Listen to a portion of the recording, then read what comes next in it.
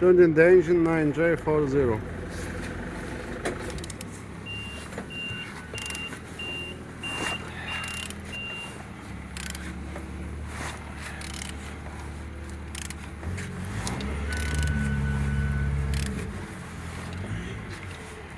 All turning good, all compression complete. On the front all looks good, as you can see. I didn't see any damages.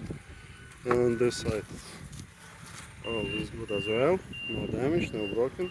Compressor looking good. Starter alternator, sorry, looking good as well. And on the top all looks good. On the back side all looks like so. Starter looking good, the gearbox looking good as well. And on this side all looks like so.